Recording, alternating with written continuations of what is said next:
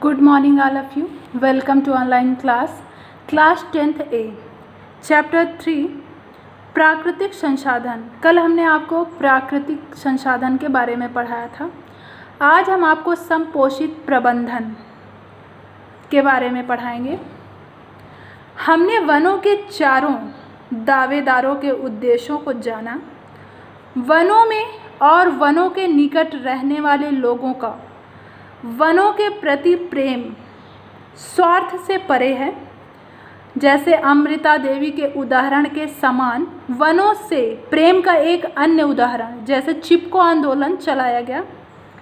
यह भी स्थानीय निवासियों को वनों से अलग करने की नीति का ही परिणाम है।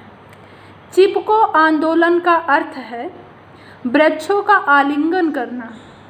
इस आंदोलन का प्रारंभ हिमालय की ऊंची पर्वत श्रृंखलाओं में स्थित गढ़वाल के रैनी गांव से सन 1970 के प्रारंभिक दशक में हुआ।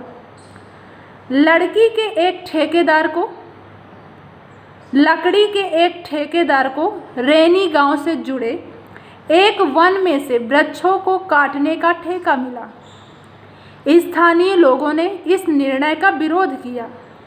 स्थानीय निवासियों को पता चला कि वृक्षों के काटने के लिए ठेका दिया गया है और इससे क्षेत्र का पारिस्थितिक संतुलन बिगड़ सकता है। एक दिन जब गांव के सभी पुरुष काम से बाहर गए हुए थे तो ठेकेदार के व्यक्तियों ने गांव आकर वृक्षों को काटने की तैयारी शुरू कर दी। गांव की महिलाओं ने बड़े ही साहसिक ढंग से इस स्थिति का सामना किया। वहां एकत्रित होकर शीघ्र ही वन पहुंच गईं तथा प्रत्येक स्त्री ने एक एक वृक्ष को अपनी बाहों में भर लिया। इस प्रकार उन्होंने ठेकेदार के आदमियों द्वारा किए जाने वाले वनों के विनाश को रोक दिया। ठेकेदार को अपने आदमियों के साथ गांव छोड़कर जाने को मजबूर होना पड़ा। संसाधन के उपयोग का तरीका महत्वपूर्ण है।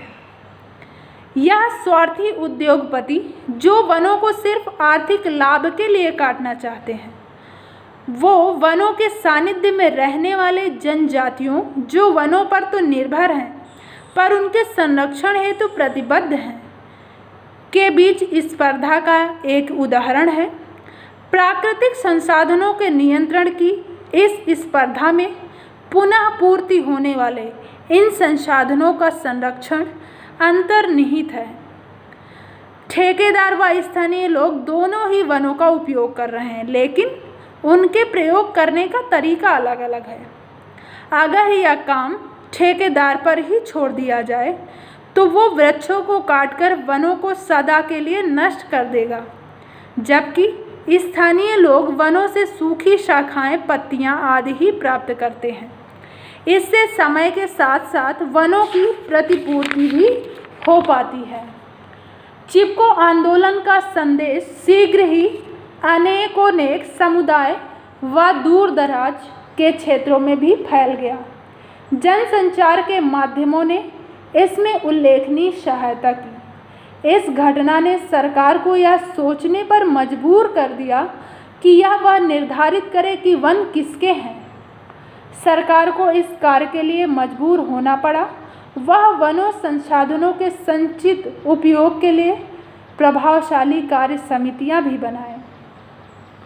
अनुभवों और अध्ययन से यह स्पष्ट हुआ कि वन के विनाश से केवल वन की उपलब्धता ही प्रभावित नहीं होती, बल्कि वनों द्वारा संपादित किए जाने वाले सुरक्षित कार्य भी समाप्त हो जाएंगे।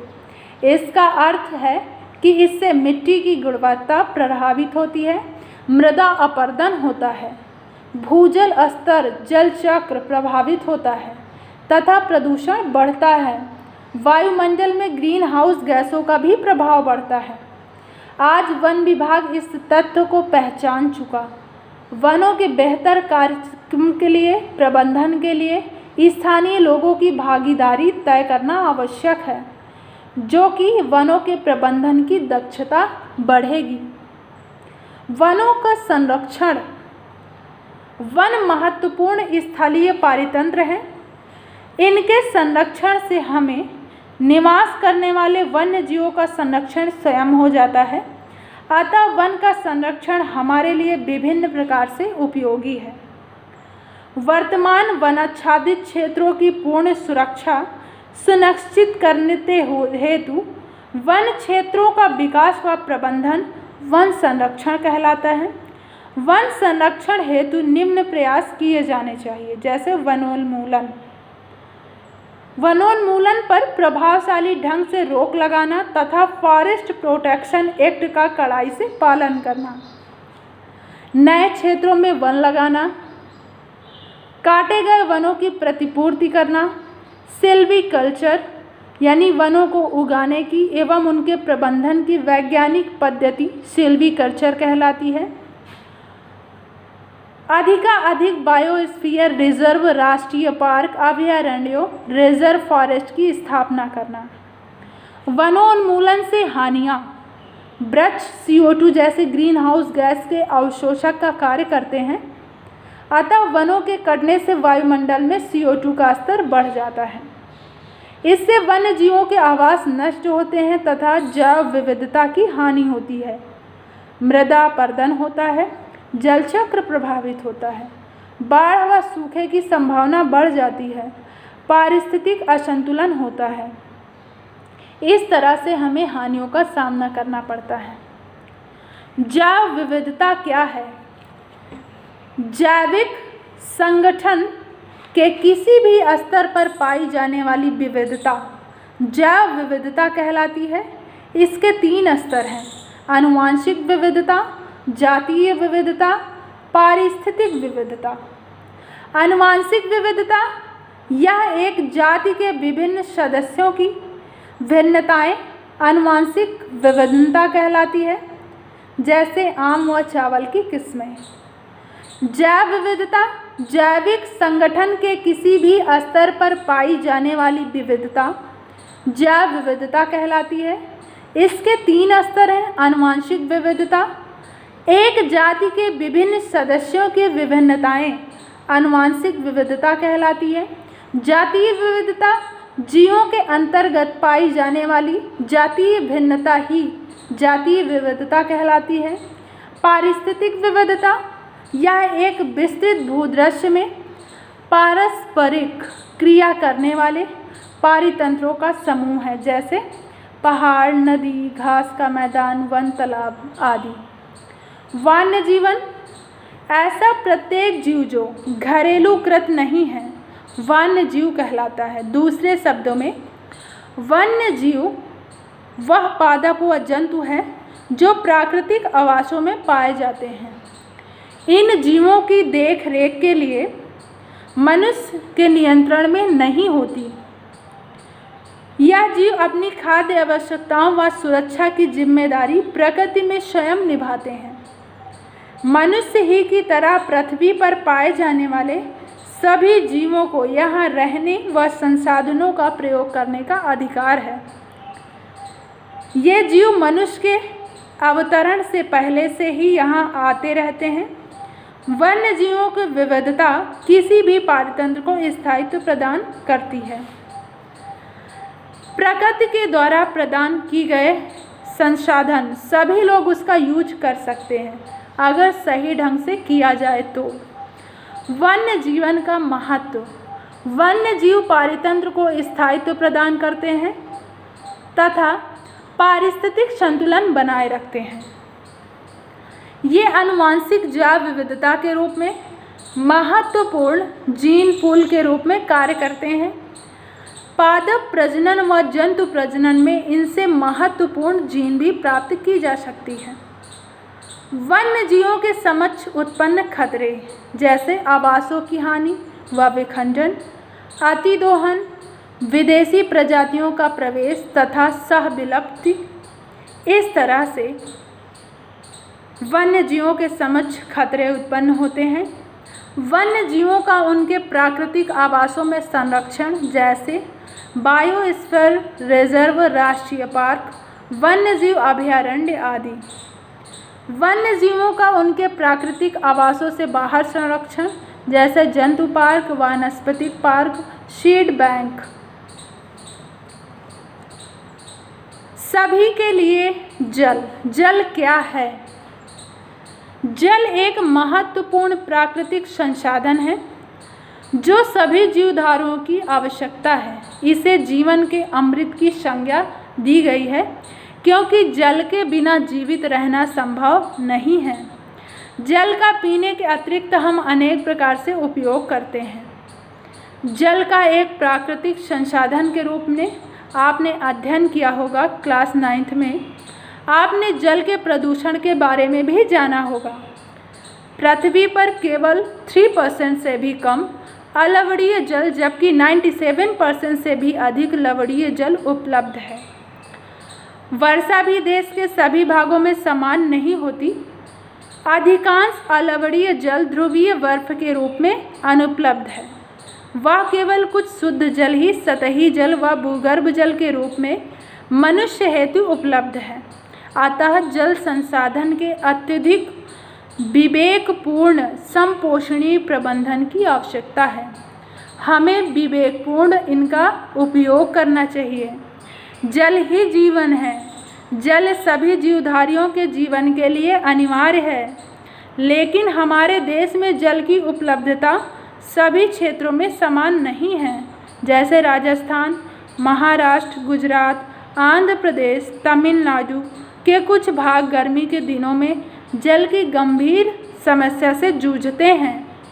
महाराष्ट्र के एक ऐसे क्षेत्र जहां जल की अत्यधिक कमी और सूखे की विकट समस्या हो, जल मनोरंजन पार्क का निर्माण किसी भी दृष्टि से उचित नहीं है। जल की कमी से जूझ रहे ग्रामीणों का संदर्भित उदाहरण में जल पार्क को घेर लेना गलत नहीं कहलाया जा सकता। संसाधन सभी के हैं, सब पर इनका अधिकार है। जहां अकाल पड़ते हों, मनुष्य व पशु पक्षी पानी की कमी से मर रहे हों, वह वाटर पार्क का निर्माण नैतिक दृष्टि से भी उचित नहीं। यह जल का संपोषणीय प्रबंधन नहीं है। हमें जल का अच्छी तरह उपयोग करना चाहिए। देश में वर्षा का पैटर्न समान नहीं है। हर जगह बराबर मात्रा में वर्षा नहीं होती। कहीं पर पर्याप्त जल उपलब्ध रहता है और कहीं पर इसकी कमी होती है। कहीं पर सूखा पड़ जाता है। सूखा इतना गंभीर होता है कि कुछ स्थानों पर रेलों से पेय जलापूर्ति करनी पड़ती है। जल की कमी कृषि और उद्योग दोनों के विपरीत प्रभाव उत्पन्न करती है। कृषि में बहुत समस्या आती है। कृषि की गति रुक जाती है। जल की कमी वाले क्षेत्रों में संपन्नता नहीं हो पाती। जहाँ वर्षा नहीं हो पाता, वहाँ अनेक कारणों या अनेक समस्याओं का सामना करना पड़ता है। इसलिए हमें जल का विवेकपूर्ण उपयोग करना चाहिए। इसका दोहन नहीं करना चाहिए, इसे बेकार नहीं करना चाहिए और प्रकृति संतुलन को बनाए रखना चाहिए। नेक्स्ट हेडिंग है बांध। बांध बहुत बड़ी जल राशि के संग्रह स्थल हैं। जल के विपुल भंडारण तथा प्रवाह नियंत्रण हेतु इनका निर्माण नदियों पर किया जाता है। बांध निर्माण का मूल उद्देश्य तो नदी के जल का पूर्ण दक्ष उपयोग है। बांध में संग्रहित जल नदी के प्रवाह की दिशा में सीमित मात्रा में प्रवाहित किया जाता है। साथ ही इस प्रवाह का नियमन भी किया जा सकता है। अपने देश में अनेक बड़े बड़े बांध बनवाए गए हैं, जैसे भाखड़ा बांध, टिहरी बांध आदि। बांध का महत्व क्या है? बांधों का उपयोग अनेक प्रकार से किया जाता है। बांध सिंचाई के लिए पूरे वर्ष भर जल उपलब्ध कराते हैं। भाखड़ा बांध से निकली इंदिरा गांधी नहर ने राजस्थान के अनेक क्षेत्रों को हरा भरा कर दिया। बांध के पानी का प्रयोग विद्युत उत्पादन के लिए किया जाता है। बांध के जल की कस्बों व शहरों को आपूर्ति की जाती है। भारत के प्रमुख बांध निम्न हैं: भाखड़ा बांध, टिहरी बांध, सरदार सरोवर बांध, तवा बांध, मेचूर बांध, नागार्जुन सागर, गांधी सागर बांध, हीराकुंड बांध, रिहंद बांध। इतने सारे बांध हैं जो हमारे लिए पानी उपलब्ध कराते हैं। लेकिन यदि जल का प्रबंधन उचित ढंग से ना किया जाए तब भी समस्याएं जन्म लेती हैं। नहरों द्वारा जल का वितरण समान रूप से नहीं हो पाया तो राजस्थान में हरियाली लाने वाली इंदिरा गांधी नहर के जल का लाभ कुछ लोगों तक ही सीमित रहा और कुछ लोग इसके लाभ से वंचित रहे। नहर के निकट के स्थानों के लोगों में खेतों में अधिक जल खपत वाली फसलें जैसे गन्ना, धान उगाई, लेकिन दूर के लोगों को जल मिल ही नहीं पाया। बांधों के अध्ययन से यह स्पष्ट हुआ कि इनके निर्माण में कुछ हानियां भी हैं। इन हानियों को 3 प्रकार से वर्गीकृत किया गया है: सामाजिक समस्याएं, आर्थिक समस्याएं, पर्यावरणीय समस्याएं। इन समस्याओं के बारे में हम कल पढ़ेंगे। आज का टॉपिक सिर्फ यहीं तक। आपके लिए होमवर्क है, बांध क्या है, बांध का महत्व क्या है, और सेकंड क्वेश्चन है जल की उपयोगिता का वर्णन करें। आज का टॉपिक सिर्फ यहीं तक। Thank you class.